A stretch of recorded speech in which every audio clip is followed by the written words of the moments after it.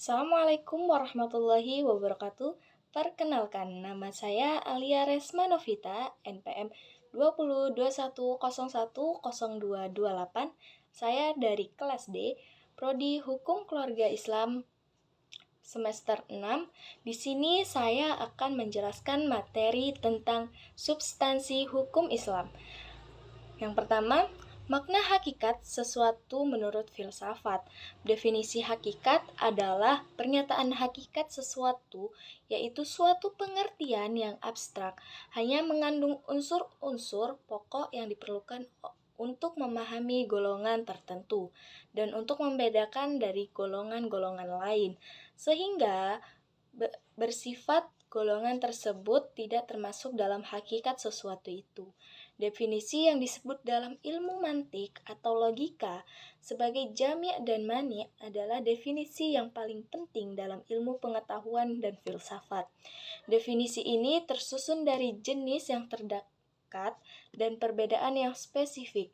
Jenis ialah setiap pengertian yang menyatakan hanya sebagian dari hakikat sesuatu. Artinya, pengertian tersebut belum menyatakan hakikat sesuatu itu dengan seutuhnya. Sedangkan yang bersifat spesifik ialah setiap pengertian yang membedakan golongan dari jenis genusnya, misalnya berakal budi, membedakan manusia dan hewan. Pengertian filsafat hukum Islam terdiri dari 3 kata: filsafat, hukum, Islam. 3 kan? Nah, di sini saya akan menjelaskan tentang filsafat hukum adalah pengertian tentang pemikiran mendalam, sistematis, logika, dan radikal tentang berbagai aturan yang berlaku dalam kehidupan bermasyarakat dan bernegara. Hukum adalah peraturan tentang perbuatan dan dari tingkah laku manusia dalam lalu lintas hidup. Adapun pengertian filsafat hukum Islam adalah kajian filosofis tentang hakikat hukum Islam, sumber asal muasal hukum Islam bagi kehidupan masyarakat yang melaksanakannya. Dengan demikian, yang dimaksud dengan filsafat hukum Islam adalah setiap kaidah, asas, aturan-aturan pengendalian masyarakat pemeluk agama Islam. Kaidah itu berupa Al-Quran, hadis, pendapat-pendapat sahabat dan tabi'in, ijma ulama, fatwa lembaga keagamaan. Faktor-faktor yang menjadi ciri-ciri filsafat hukum Islam ada 5, yaitu yang pertama, wacana atau argumentasi menandakan filsafat memiliki pembicaraan yang mengandalkan pada pemikiran rasio tanpa verifikasi uji empiris. Yang kedua, segala hal atau sekalian alam, yang artinya pembicaraan filsafat bersifat universal.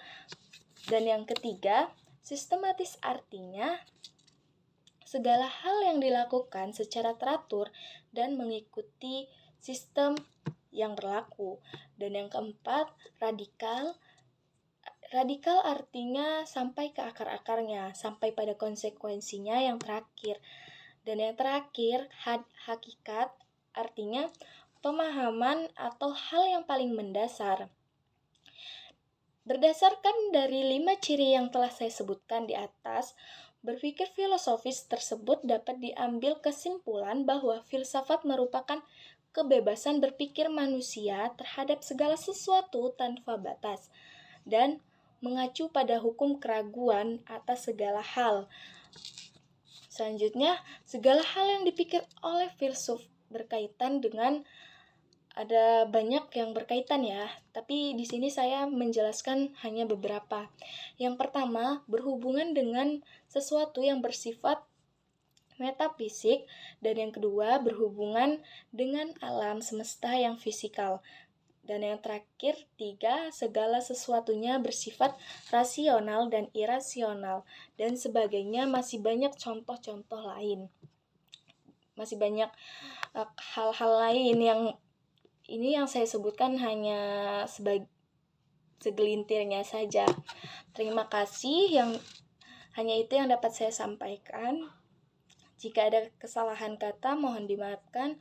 Wassalamualaikum warahmatullahi wabarakatuh.